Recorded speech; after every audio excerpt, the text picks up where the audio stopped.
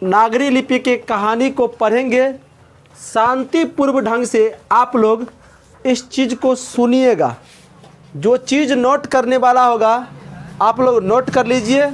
सभी विद्यार्थियों से मेरा अनुरोध रहेगा, किताब लेके सामने में बैठिए ताकि हर एक लाइन आपको समझ में आएगा। कहानी अगर संपूर्ण तरीक़ा से आप लोग सुन लिए हैं तो आपको दिक्कत नहीं होगा, ना तो ऑब्जेक्टिव में ना ही सब्जेक्टिव में।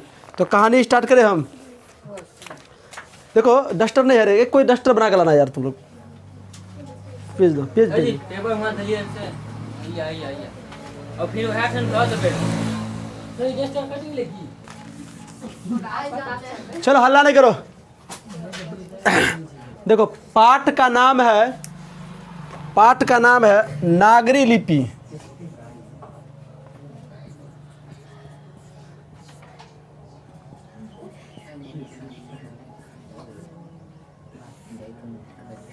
लेखक परिचय हमने करवा दिए हैं। आप चाहिएगा तो वीडियो देख लीजिएगा जाके। वो वीडियो पहले देखिए तब ये देखिएगा, ज़्यादा समझ में आएगा। हम लाइन बाय लाइन पढ़ते हैं, अब पूरा इंटरेस्ट के साथ पढ़ेंगे सभी विद्यार्थी। चलो पढ़े आप लोग, स्टार्ट करें। चलिए यहाँ से जो अभी लाइन बोलने जा रहा हूँ ना, इस लाइन से एक सब्जेक्टिव क्वेश्चन बनता है। तुमसे क्वेश्चन पूछा जाएगा कि अक्षरों में स्थिरता कब से आई, तो उसका आंसर अभी हम बोलने जा रहे हैं। क्वेश्चन है कि देवनागरी लिपि के अक्षरों में स्थिरता कब से आई, उसका आंसर हम बोलने जा रहे हैं। देखो सुनो गौर से। कह रहा है कि जिस लिपि में यह लेख छपा है उसे हम नागरिक या देवनागरिक लिपि कहते हैं। जिस लिपि में ये किताब को लिखा गया है, समझ गए ना, उस किताब के जो अक्षर है उसको नागरी लिपि या देवनागरी लिपि में छपा गया है। आगे बढ़ते हैं। करीब 2 सदी पहले पहली बार इस लिपि के टाइप बने और इसमें पुस्तकों के छपने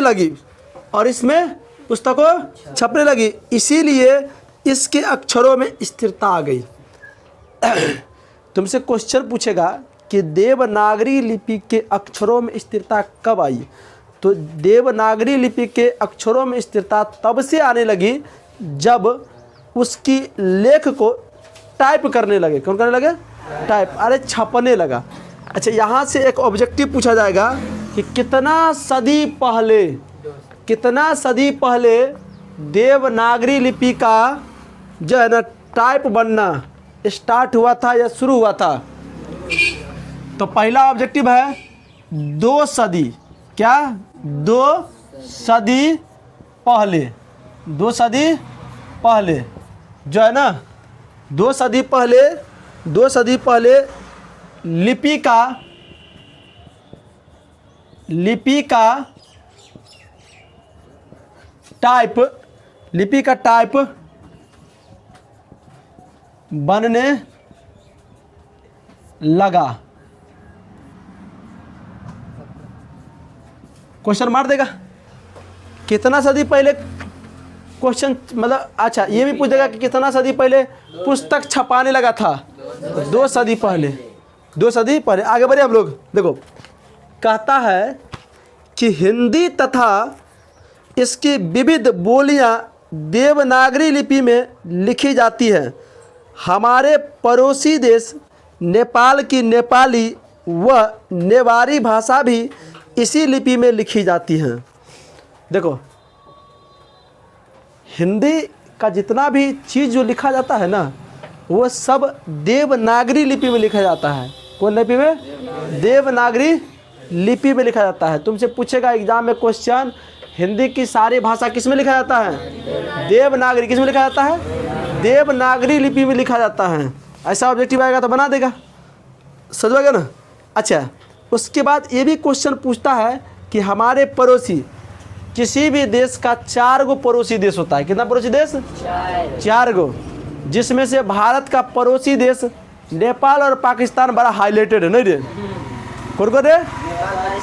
नेपाल और पाकिस्तान क्या है रे? बहुत हाईलाइटेड है। नेपाल हम लोग घूमने के लिए जाते हैं नहीं रे, और पाकिस्तान से हम लोग लड़ाई करते हैं। नहीं कुछ होता है ना भारत वाला को तो नेपाली वाला थी पाकिस्तानी वाला ठुकते रहता है आराम से, और कुछ कोने काम नहीं मिलता है तो वो इधर वाला ठुकते रहता है आराम से, समझ गया? दूगो तो पड़ोसी देश हो गया। तो नेपाली जो भाषा है ना, उस वह भी भाषा जो है ना देवनागरी लिपि में ही लिखा जाता है। तुमसे पूछेगा नेपाली भाषा, तुमसे पूछेगा नेपाली भाषा किस लिपि में लिखा जाता है? दूसरा नेपाली, नेपाली भाषा किस लिपि में लिखी जाती है? तो क्या लिखोगे? देवनागरिक। देव अच्छा नागरिक होता है, नागरिक कौन होता है? नागरिक। देवनागरिक, देवनागरी लिपि लगा दो कि तुम लोग, हम लोग आप ऑब्जेक्टिव छांटते जा रहे हैं। देखो ना बहुत से ऑब्जेक्टिव बनेगा, समझ में गया? और ये आप लोग कलम किताब खोल के रखिए और फटाफट लिखते चलिए, समझ में गया ना? तो इससे आप लोग को नींद नहीं आएगा, और आप लोग से भी कहते हैं, समझ में गया? मज़ा आएगा, बहुत मज़ा आएगा पढ़ने में, समझ में? थोड़ा वीडियो थोड़ा लंबा होगा, क्लास थोड़ा लंबा चलेगा, लेकिन एक क्लास में समझ आएगा ज़्यादा अच्छा रहेगा। चलिए आगे बढ़े हम लोग। चलिए कहानी को सुनबो करो और लिखबो करो। चलिए तो तुमसे पूछेगा कि नेपाली भी, अच्छा नेपाली, उसके बाद एक और भाषा है नेवारी। अच्छा सुनो, नेपाली भाषा को ही नेवारी बोला जाता है। जैसे हम लोग को हिंदी होता है ना तो उसको नेवारी बोला जाता है। क्या बोला जाता है? नेवारी। कॉस्ट में लिख दीजिएगा नेवारी। क्या नेवारी है ना? है नेवारी भाषा। कौन भाषा रे? नेवारी भाषा। कोई दिक्कत? कोई दिक्कत है ना? तुमसे कहेगा, तुमसे बोलेगा कि, तुमसे बोलेगा नेवारी भाषा किस लिपि में लिखा जाता है? देवनागरी लिपि में। ऑब्जेक्टिव बना देगा तुम लोग? नहीं, अब वहाँ से कोई सब्जेक्टिव भी बन गया। एक एक चीज़ अगर जानते रहोगे ना तो पढ़ने में बहुत मज़ा आएगा, समझे? आगे बढ़ते हैं। देखो मैथ साइंस से बहुत ज़्यादा हार्ड होता है हिंदी में पढ़ने में, क्योंकि हमें खुद इस कहानी को 4 बार पढ़ना पड़ा तब बातें समझ में आया। तो तुम लोग से भी अनुरोध है कि एक बार लाइव कर रहे हो, 2 बार तुम लोग वीडियो देख लेना चला के, रोक रोक के, क्या करके रोक रोक के देख लेना कि क्या हो रहा है आखिर, समझ में गया? चलिए आगे बढ़ते हैं हम लोग। मराठी, देखो आप ध्यान में रखो, आप आगे पूछता है देखिए, मराठी भाषा की लिपि देवनागरिक है। कौन भाषा रे? मराठी। अच्छा बताओ मराठी कहाँ बोला जाता है? मराठी कहाँ बोला जाता है? गुजरात में। गुजरात में तो गुजराती। मराठी कहाँ बोला जाता है? मराठी गुजरात में नहीं बोला जाता है, वो तमिल बोला जाता है। और आप लोग से भी रिक्वेस्ट है, कमेंट कीजिए कि मराठी कहाँ बोला जाता है। सोच के ना मराठी कहाँ बोला जाता है। देखो उसके बाद अगला जो है, हल्ला नहीं करो, अगला है मराठी भाषा। मराठी भाषा भी देव नागरिक लिपि में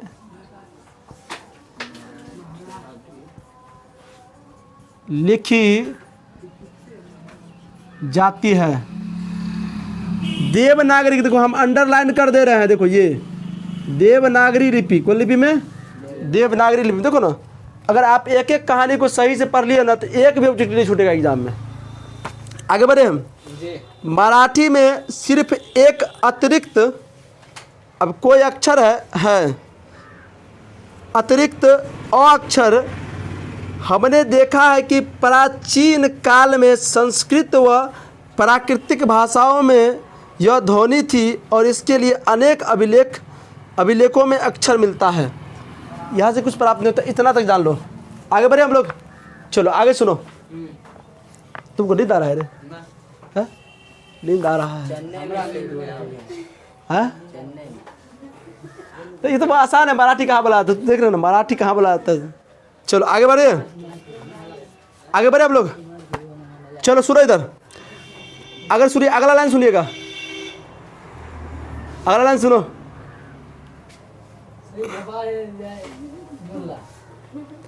देवनागरी लिपि के बारे में एक और महत्वपूर्ण तथ्य है कि संसार में जहाँ भी संस्कृत प्राकृतिक की पुस्तकें प्रकाशित होती थी वे प्रायः देवनागरिक लिपि में ही छपती थी। वैसे विदेशों के कुछ पंडित और उनके अनुकरण करते हुए कुछ भारतीय पंडित भी ऊपर नीचे कुछ चिन्ह जोड़ते हुए रोमन अक्षरों में भी संस्कृत प्राकृतिक के उदाहरण एवं ग्रंथ छपवाते थे। लेखक गुणाकर मूल्य कहते हैं कि जहाँ जहाँ भी संस्कृत और प्राकृतिक भाषाओं में किताब जो छापी जाती थी वो किताब देवनागरी लिपि में ही छापी जाती थी। कौन लिपि में? देवनागरी लिपि में। देखो देवनागरी लिपि में लिखने का भी तरीका होता है, हम बताएंगे किस तरीका से लिखा जाता है। समझ गए? अगर आप वैसा नहीं करोगे तो अगर आप ऐसा करके देखना और ऐसा लिख के देखोगे जैसे हम बता रहे हैं तो वो देवनागरी लिपि नहीं होता। क्योंकि आप लोग मैट्रिक का जब फॉर्म भरते हैं तो उसमें भी आप लोग को चिन्हित कर दिया जाता है तो कौन लिपि में लिखिएगा, लिखने का भी तरीका होता है। तो आप लोग फॉर्म भरते हैं देवनागरी लिपि, कौन लिपि में? आगे हम लोग बढ़े, गुजराती लिपि। अच्छा आपका सबका अपना अपना भी लिपि होता है, याद रखिएगा। गुजराती लिपि देवनागरी लिपि से अधिक भिन्न नहीं है। बांग्ला लिपि प्राचीन नागरी लिपि की पुत्री नहीं तो बहन अवश्य है। ये क्वेश्चन 2017 ईस्वी में पूछा गया था। ये क्वेश्चन कि देवनागरी लिपि के बहन किस लिपि को कहा जाता है? कौन लिपि कहा जाता है रे? देखो बांग्ला लिपि। क्या कौन लिपि है? बांग्ला लिपि। हाँ, देव नागरी लिपि को, अच्छा इसको कैसे लिखे रे? देवनागरी लिपि के बहन को, हाँ देवनागरी लिपि के, अच्छा ये इस चीज़ को ऐसे लिखोगे, बांग्ला लिपि को देवनागरी लिपि का बहन कहा जाता है। उससे उल्टा हो जाएगा इसमें।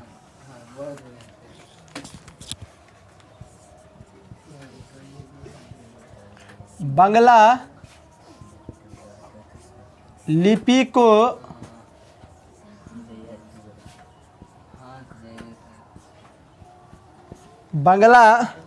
को देवनागरी लिपि का बहन कहा जाता है। बना दोगे एग्जाम में क्वेश्चन? हाँ। समझे? अगला देखिए, हाँ दक्षिण भारत की लिपियां वर्तमान नागरिक से काफ़ी भिन्न दिखाई देती हैं, लेकिन यह तथ्य हमें सदैव स्मरण रखना चाहिए कि आज कुछ भिन्न सी दिखाई देने वाली दक्षिण भारत की ये लिपियां तमिलनाडु, मलयालम और तेलुगु कन्नड़ भी नागरिक की ही तरह प्राचीन ब्राह्मणी लिपि से विकसित हुई है। अच्छा ब्राह्मणी लिपि भी एगो है। अच्छा ब्राह्मणी लिपि क्या होता है कि देवनागरी लिपि से पहले ब्राह्मणी लिपि था। क्या था? अच्छा नाम सुनो पहले, ब्राह्मणी लिपि। नाम पर थोड़ा गौर करना। ब्राह्मणी लिपि नहीं, वो सब लिपियों बना कर रखे था। शूद्र के नाम पर शूद्रा लिपि थोड़े होता है, ब्राह्मणी लिपि था। क्या होता है? ब्राह्मणी लिपि। तो देवनागरी लिपि से पहले ब्राह्मणी लिपि था, उसी से ये निकला है। क्या निकला है रे? उसी से ये देवनागरी लिपि निकला है।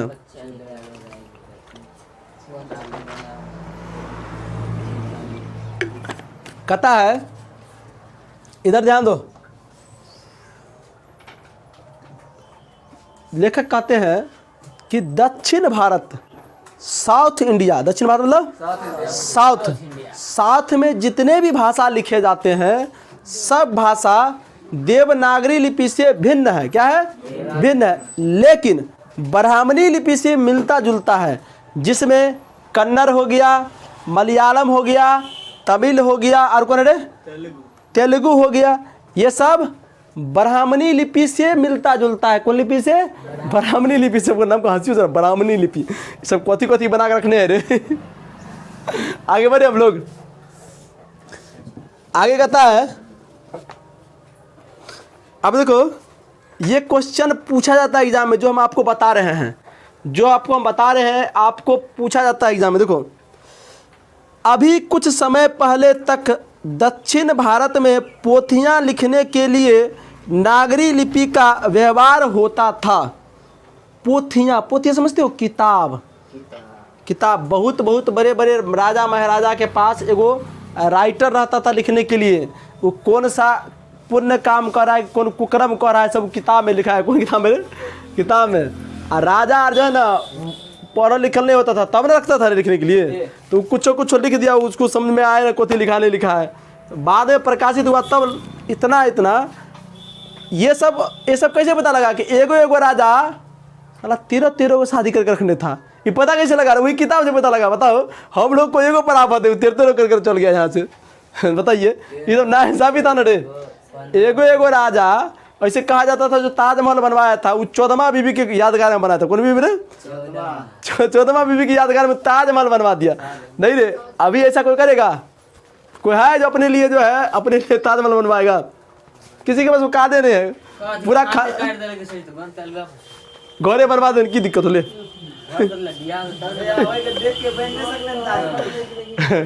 बन सकता है रे। में से सब कुछ अमूल्य चीज निकाल लेने, सब कुछ इतना रे वो के ध्यान खाली देखे दो परमाणु मामले में उड़ जाते क्या में। चलो, अरे वो सरकार का संपत्ति है, उससे सरकार को कमाई हो रहा है, इसीलिए बचा कर रखे हुआ है। जिस दिन कमाई नहीं होगा उस दिन उसको खत्म कर देगा, खत्म हो जाएगा। सच बात है। चलो आगे देखो।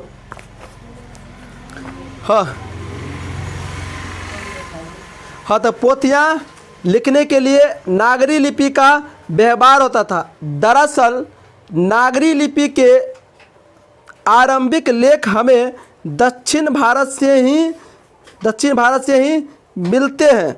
दक्षिण भारत की यह नागरी लिपि नंदी लिपि कहलाती है।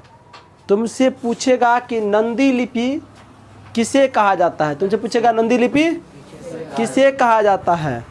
तो नंदी लिपि उस लिपि को कहा जाता था कि दक्षिण भारत में पोथियाँ लिखने की परंपरा था।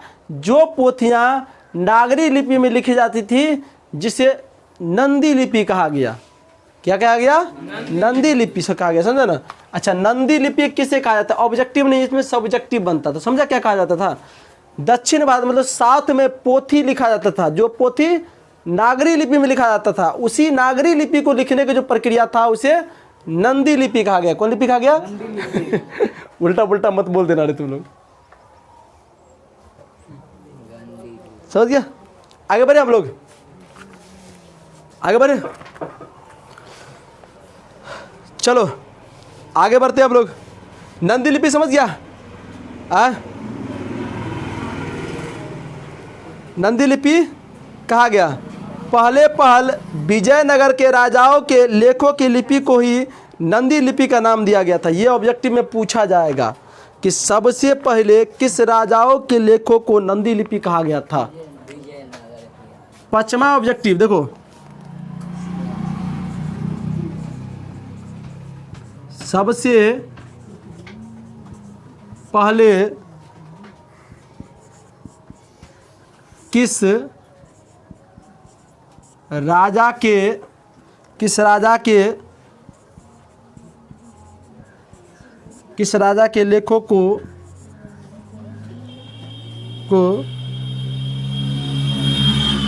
लेखों को नंदी लिपि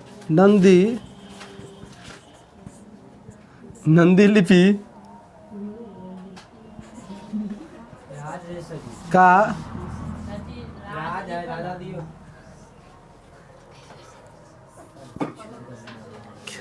सबसे पहले किस राजा के लेखों को नंदी लिपि का नाम दिया गया था? नाम दिया गया था। आंसर क्या होगा रे? आंसर विजयनगर के राजा। कौन नगर था रे? इसके नीचे यहाँ विजय विजयनगर के राजाओं को, विजयनगर के राजाओं को ऑब्जेक्टिव आगे बना देगा, ऑब्जेक्टिव आगे बना देगा रे, कोई दिक्कत नहीं ना आए। चलो आगे बढ़ते हैं हम लोग। दक्षिण भारत में तमिल, मलयालम और तेलुगु, कन्नड़ लिपियों का स्वतंत्र विकास हो रहा था, फिर भी दक्षिण भारत में अनेक शासकों ने लिपि का इस्तेमाल किया। राजराज व राजेंद्र जैसे प्रतापी चोर राजाओं के सिक्कों पर नागरी अक्षर देखने को मिलता था। 12वीं सदी के केरल के शासकों के सिक्कों पर विरल अस्य शब्द जैसे शब्द नागरी लिपि में अंकित है। देखो लेखक कहते हैं ये सब तो लिखा जाता था। इसके अलावा भी दक्षिण भारत में इसके अलावा भी बहुत से राजा हैं जिसके लेख मिले थे सिक्का पर। क्या पर? सिक्का मतलब समझते हैं ना, रुपया। कहिए रे, पहला जो रुपया बनाया गया था वो सोना चांदी का बनाया गया था। किसे? सोना चांदी। जैसे जैसे मानव में जो है ना संतुष्ट की भावना खत्म होते गया, वो सब चीज़ को हटाते गया। ऐसा कहा जाता, हम तो देखे नहीं थे कि ऐसा कहा जाता था कि भगवान राम का जब विवाह हुआ था ना, भगवान राम का विवाह हुआ था ना सीता मैया के साथ, तो वहाँ का जो गरीब आदमी था, डोम जो था ना, डोम, ऐसा कहा जाता। हम देखो, हमको इस चीज़ के बारे में पता नहीं, ऐसा बोला गया है, हम सुनते हैं। तो उस वहाँ के जो डोम थे, कहा के जनक नगर के, उस सोना के थाली में खाना खाते थे। भगवान जाने सोना की थाली में क्या खाता होगा। अब पता नहीं कि अब वो सब कहाँ चला गया, समझ से बाहर है। अरे मोर न गया रे, धातु कहाँ गया, वो छिपा लोटा कौन ले गया रे? अंग्रेज लूट के गया रे। तो इंग्लैंड में होगा ना रे, समझ गया। चलिए आगे हम लोग देखते हैं। कहता है सुदूर दक्षिण से प्राप्त वर्गुन का पलियम ताम्रपत्र नागरी लिपि में है। देखो एगो क्वेश्चन पूछा था कि ताम्रपत्र समझते हैं ना क्या होता है? ताम्रपत्र, पत्र लिखने का एगो पता नहीं क्या होता है, टीन पे रखता है, उसको ताम्रपत्र कहा जाता है। उस पर लिख के भेजा जाता था पहले कोई चीज़ राजा महाराजा को। पहले अगर आप लोग राजा महाराजा, अच्छा बाहुबली फिल्म देखे हैं, तो बाहुबली में उसमें लिख के देता है ना, नहीं महेशवती की आज्ञा है कि वहाँ की रानी को प्रजा बंदी बना के ले आया जाए। देवसेना क्या था रे? है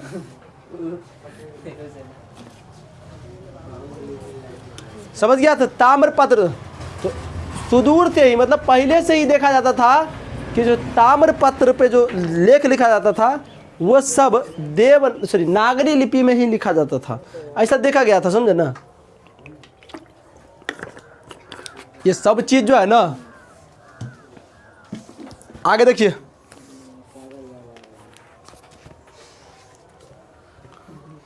इतना ही नहीं, श्रीलंका के, अब देखो बात श्रीलंका तक चल गई। कहाँ तक चल गई? श्रीलंका तक। भारत से अब श्रीलंका में चल गए। बात इतना ही नहीं है, श्रीलंका के पराक्रम बाहु, विजय बाहु आदि शासकों के सिक्कों पर नागरी लिपि देखने को। अरे मिला जुला सुन, मिला जुला के इतना ध्यान रख, दुनिया में जितना भी सिक्का बनाएगा सब पर जो है ना देवनागरी लिपि था। समझ में ना, वही बात को लेकर बता रहे हैं। अब देखो, अब हम लोग अभी तक तो दक्षिण भारत का ना चर्चा कर रहे थे, अब हम लोग इधर आएंगे। किधर? अपना किधर है? अच्छा, हम लोग के इधर गांव के आदमी जब जाता है बाहर, नहीं कहते साउथ जाते, क्या जाते रे? तो हम लोग उत्तर जाते, क्या जाते हैं? उत्तर मतलब तमिलनाडु गए तो कहाँ गए रे? सॉरी दक्षिण। कहाँ गया? दक्षिण गया। कहाँ गया? दक्षिण। अब हम लोग इधर की बात करें, पटना दिल्ली की बात करेंगे। अब इधर जाएंगे, आएंगे उत्तर, आएंगे क्या आएंगे? उत्तर। देखो दूसरी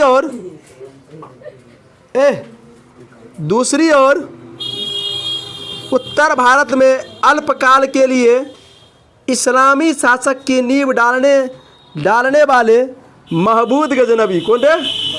महमूद गजनबी के लाहौर के टकसाल में ढाले गए चांदी के सिक्के पर भी नागरी लिपि शब्द हैं। देखो उत्तर, देखो एक बात याद रखना, जितना भी मुगल शासन आया ना सब उत्तरी भारत में तबाह किया है, उधर में नहीं गया है। नहीं रे, उधर एगो सोमनाथ मंदिर था, मारा भाला बस, टूटा उटा नहीं, सही सब आके इधरे बनाया है। नहीं रे, ताजमहल इधरे बनवाया, लालू किला इधरे बनवाया, कुतुब मीनार इधरे बनवाया। नहीं रे, है सोमनाथ बहुत पुराना मंदिर है, पूजा पाठ तो बहुत दिन से हो रहा है यहाँ पे, समझ गया। तो एक क्वेश्चन यहाँ से सुनो, इस्लामी शासक की नींव डालने वाला, देखो तुमसे पूछेगा कि इस्लाम का उत्तर भारत में इस्लाम का नींव किसने डाला था? इस्लामी किसने डाला था? उत्तर भारत, अपना इधर किसने डाला था? उत्तर भारत वालों। अरे उत्तर भारत में इस्लामी आप लोग इस्लामी समझते हैं, मुसलमान का शासक का नींव किसने डाला था? महमूद गजनबी। किसने डाला था? ये पूछता है एग्जाम में, समझे ना, ये क्वेश्चन पूछता है कि उत्तर भारत में इस्लाम, ये लड़का, उत्तर भारत में इस्लामी का नींव या मुसलमान का नींव किस वैज्ञानिक ने डाला था? महमूद गजनबी। किसने डाला था? महमूद गजनबी। देखो हम लिख देते हैं, देखो हम लिख देते हैं कि उत्तर भारत में, कौन भारत में रे? उत्तर भारत में, उत्तर भारत में इस्लामी का नींव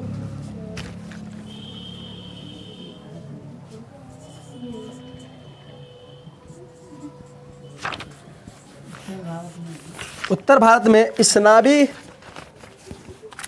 का नींव, इस्लामी का नींव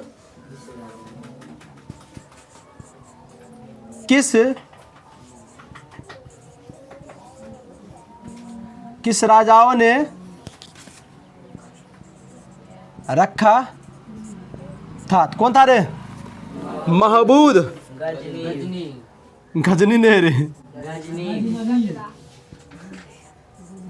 महमूद गजनबी, गजनबी, महमूद गजनबी। किसने कहा था? महमूद गजनबी रखा था। देख लो, ऐसा देख लीजिए आप लोग। चलो आगे देखिए, इसका जो पत्थर बना, सोना का सिक्का थी, चांदी का जो सिक्का बनवाया था उसमें भी जो लेख मिला था वो देवनागरी का भी था, पता नहीं कहाँ कहाँ करवा दिया। उसके आगे बढ़िए, इन सिक्कों पर एक तरफ कूफी लिपि में कलमा अंकित था तो दूसरी तरफ नागरी लिपि में अंकित है। जरा व्यक्तियों में एक महमूद अवतार निरिप्त महमूद।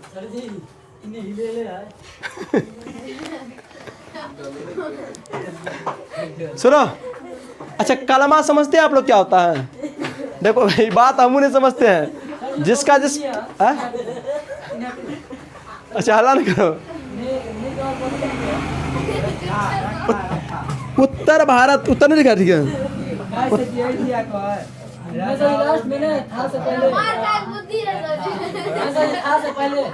राजाओं ने, चलो थोड़ा देर 5 मिनट ब्रेक लो ले। अच्छा आगे चलाते, 5 मिनट ब्रेक लो।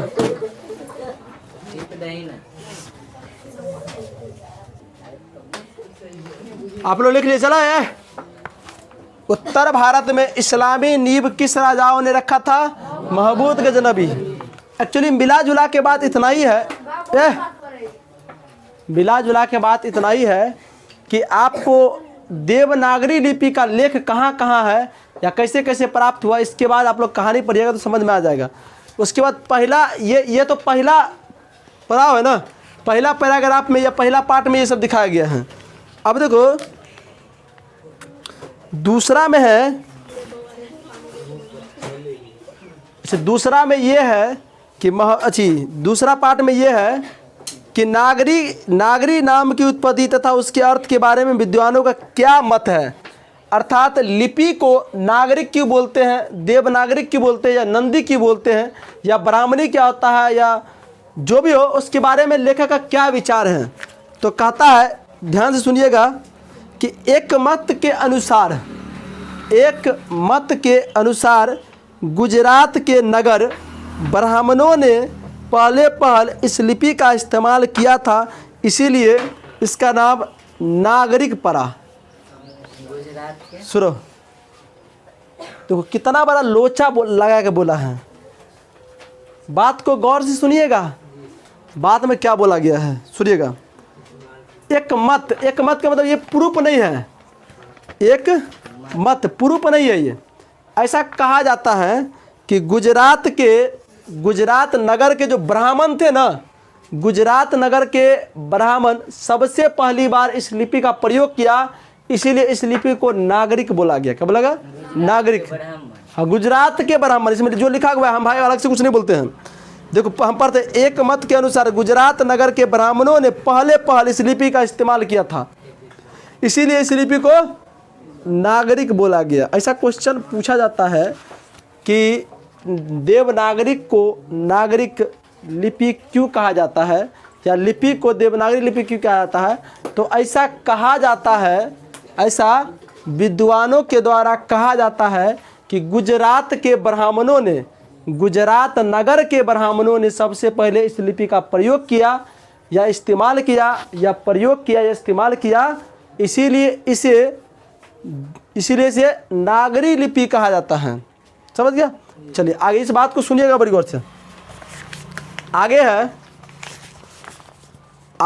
इस मत को स्वीकार करने में अनेक अड़चने हैं। भाई किसी एक जाति विशेष का नाम लोगे तो अड़चन तो जरूर होगा, अड़चन तो जरूर रहेगा ना। तो इस बात को कोई नहीं माना, ठीक भाई हम इसको नहीं मानते हैं, भाई इसको नहीं मानेंगे, चल दूसरा बात बोल। तो दूसरा कहता है, देखो दूसरा क्या कहता है, एक अन्य मत के अनुसार बाकी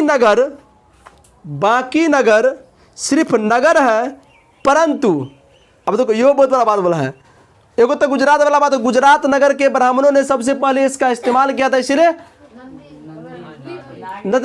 इसे नागरी लिपि रखा गया। नागरी लिपि कौन कहा था? अब आगे बोलता है कि एक अन्य मत के अनुसार, देखो ये सब संभावना जता रहा है। ये जितना भी ढोंग होता है ना भारत में, ये सब संभावना जताता है, साइंस की तरह प्रूफ नहीं देता है। ये सब साइंस प्रूफ नहीं देता है रे। अच्छा, आदमी भगवान के देह पर आता है ना, इसका प्रूफ देगा? नहीं देगा। वो आदमियों थर करेगा, हे भगवान देख लियो ये मैट्रिक पास नहीं करे हैं, अरे खा के मास्टर के पास ले जाओ ना तो मैट्रिक पास करवा देगा, उससे क्या धर्माता है तुम? प्रूफ कर देते होगा 6 करोड़ रुपए कहता है कि भारत में डायन होता है। डायन समझते हो? अगर डायन होता तो पाकिस्तान के बॉर्डर भेज दो, पूरा पाकिस्तान खा के चलाता आराम से, ढका लेता है। दशा उसे आता है ना तो पता नहीं कहाँ तेल चुका के रखता है। ये सब ये सब ढोंग है। क्या है? ढोंग है। पढ़ा लिखा व्यक्ति इसको कभी नहीं मानेगा जी। तो कहता है कि एक अन्य मत के अनुसार बाकी नगर है, परंतु काशी देवनगरी है। उत्तर प्रदेश में काशी को देवनगरी बोला जाता है। क्या बोलता है? देवनगरी। इसीलिए काशी में प्रयुक्त लिपि का नाम देवनागरी लिपि पड़ा। तुमसे पूछेगा कि देवनागरी लिपि का नाम देवनागरी लिपि क्यों पड़ा, क्यों पड़ा रे?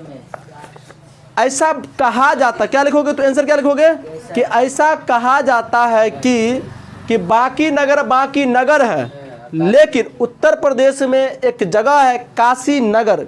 क्या रे? काशी नगर जो देवनगरी है। क्या है? देवनगरी है। वहां पर इस लिपि का प्रयोग किया गया, इसीलिए इसे देवनागरी लिपि कहा गया। कौन लिखेगा? लिख दोगे? अब आगे बढ़े आप लोग। स्पष्ट यह संकुचित मत है। अब वैज्ञानिक वाला ना, मुसलमान आर कहेगा ना हमने मानबो एकरा हमें। मुसलमान आर के भगवान तो ज़्यादा विरोध ना है रे। विरोध तो सभी व्यक्ति का है, लेकिन मुख खोल के कोई नहीं बोलता है। देखो एक बात, हमारा बात सुन लो, भगवान को पूजा नहीं जाता है। जो आदमी भगवान को पूजता है ना, वो सबसे बड़ा गधा है। भगवान को फॉलो किया जाता है। क्या किया जाता है? फॉलो किया जाता है, भगवान को पूजा नहीं जाता है। देखो तो आज से 500 साल पहले या 1000 साल पहले जंगल में ऋषि मुनि बैठ के तप करता था। क्या करता था? तप करता था। रसगुल्ला पेड़ा अगरबत्ती लेकर नहीं दिखाता था वो। समझ में आ रहा है ना आप लोगों को? तो भगवान को फॉलो करो। क्या करो? फॉलो करो। भगवान तुम्हारे जीवन में वही बनता है जिसका विचार तुमको अच्छा लगता है। विचार वाला व्यक्ति भगवान, राम भगवान क्यों बन गया? राम भगवान इसलिए बन गया क्योंकि जब उसका 14 वर्ष का वनवास हुआ था तो एक वचन के लिए वो पिता का इतना बड़ा महल को छोड़ के निकल गया वो, इसलिए भगवान बन गया। क्या बन गया? भगवान बन गया। नहीं अगर कहीं भरत गए नमार तो बोलिए तुम पर हमारा अधिकार छुआ था नहीं रे बांट दिया तो भगवान नहीं होता। क्या होता? भगवान नहीं होता।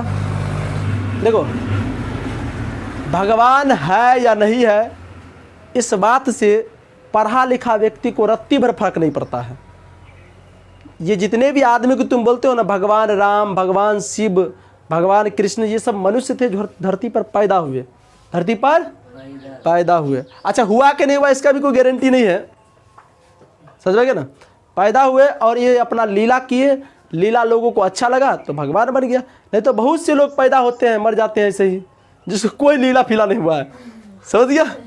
नहीं देखो ना, डॉक्टर भीमराव अंबेडकर आने वाले समय में भारत के भगवान बनेंगे। वो क्या बनेंगे? भगवान है भगवान। लेकिन कुछ मनुवादियों लोगों को लग रहा है कि बेवकूफ़ था। क्या था? बेवकूफ़ था। लेकिन जो अधिकार उस संविधान हमको देता है वो अधिकार हमको रामायण महाभारत नहीं देता है। क्या रे? रामायण महाभारत नहीं देता है। तो पूजा करना है तो पूजा करो ना संविधान को। तुम कहाँ किधर बिना मतलब को उसको कुछ कर रहा है तुम लोग? नहीं, पूजा करना है तो किसका पूजा करना है? संविधान का पूजा करना है जो तुमको अधिकार देता है इस देश में रहने का। समझ गया? देखो संकुचित मान बोला कि ये भी मानने वाला बात नहीं कि देवनगरी काशी नगरी से जुड़ल है। चलिए आगे बढ़ते हैं। देखिए अब पटना के भी नाम आएगा, टेंशन क्यों लेता है? तू पटना भी है ना, पटना का है पीछे रहेगा? बिहार के वो पीछे नहीं रहता है। बिहार आज तक किसी चीज़ में पीछे नहीं है, किसी चीज़ में पीछे रहता है बिहार। सिर्फ देखावल जाए पीछे। हाँ खाली देखावल जाए पीछे। सही कहूँ, बिहार को सिर्फ पीछे दिखाया गया है नहीं। देखो ना भगवान बुद्ध का जन्म इसी धरती पे हुआ है। और जिसको तुम बेवकूफ़ समझते हो, जहाँ से धर्मों का एक नया धर्म बन गया। चलो आगे बढ़ते हैं। अलबेरुनी ने अपने ग्रंथ 3030 ईस्वी में लिखा है कि मालवा में नागर लिपि का इस्तेमाल होता था। अतः इससे स्पष्ट है कि 1000 ईस्वी के आसपास नगर या नागरिक नाम अस्तित्व में आ चुका था। दरअसल यह शब्द और भी पहले अस्तित्व में आ चुका था। अब देखो एक ग्रंथ है, कौन ग्रंथ है रे? अलबेरुनी। क्या नाम था? अलबेरुनी ग्रंथ में ये बात बताया गया था कि नागर लिपि का इस्तेमाल किया गया था। तो वहीं से हो सके इसका कनेक्ट होगा। आगे चलिए। हैं? जहाँ भी रे मलवा मालवा नगर है गूगल पर सर्च कर लेना कहाँ है वो। हाँ आगे देखो, इतना निश्चित है कि अच्छा आप देखो यार सुनो, आगे घूमो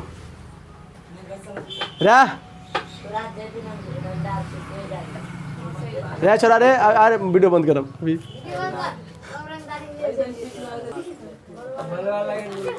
सुनो यार लड़का, हल्ला नहीं करो रे, बैठ जाओ।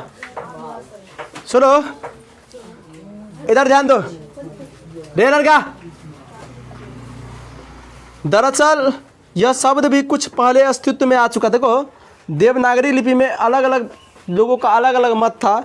उसके बाद कहता है एक निश्चित यह है कि यह नगरी शब्द किसी नगर अर्थात बड़े शहर से संबंधित है ना, नगर से संबंधित है। पादितम, अच्छा ये वर्ड है पादताधितम,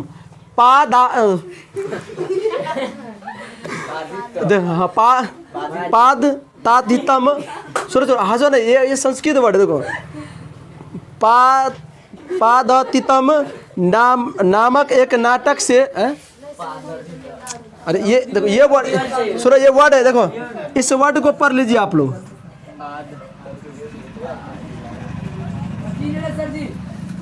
कहाँ क्या रे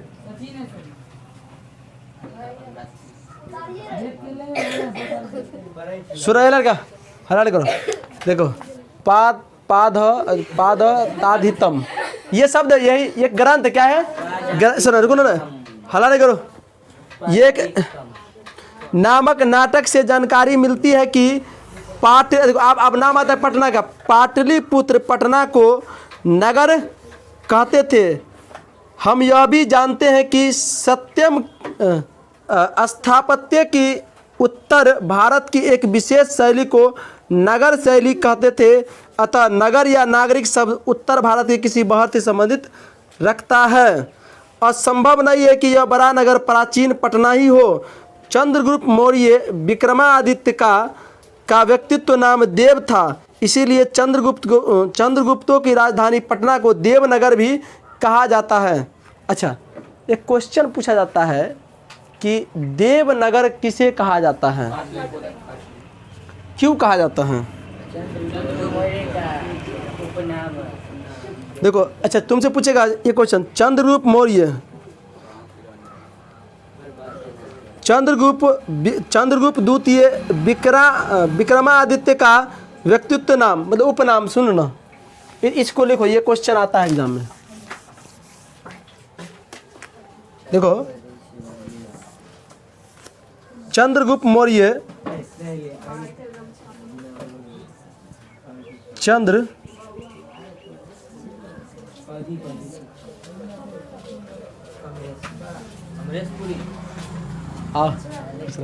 सचिन माँ पढ़ने की क्यों नहीं आता है रे, पढ़ने क्यों नहीं आता है? हाँ छोड़ दिली पढ़ाई का, पढ़ाई का छोड़ दिली। चलो 5 मिनट बैठो, बाहर बैठो तुम लोग, बैठो हम बतिया लेते हैं, कहानी तुरंत खत्म हो जाएगा। पानी खत्म हो जाएगा। चलो सचिन बात, चलो हाँ, चंद्रगुप्त द्वितीय, क्या नाम था रे? चंद्रगुप्त द्वितीय, चंद्रगुप्त द्वितीय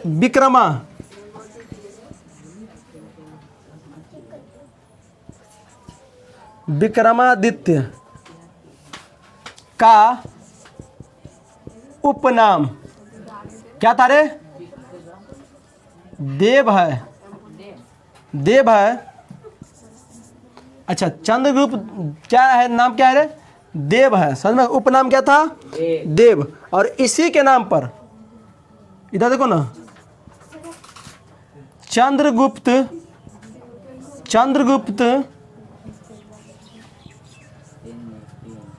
विक्रमादित्य, चंद्रगुप्त विक्रमादित्य के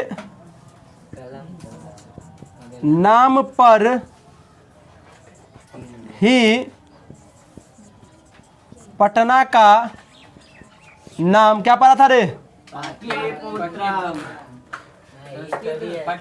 देवनगर भी, देवनगर क्या रखा गया था नाम? देवनगर है। कौन नगर है? देवनगर। पटना को देवनगर भी कहा जाता है, किसके नाम के लिए? चंद्रगुप्त द्वितीय विक्रमादित्य के नाम पर। ये क्वेश्चन पूछा जाता है एग्जाम में। विक्रमादित्य हो गए।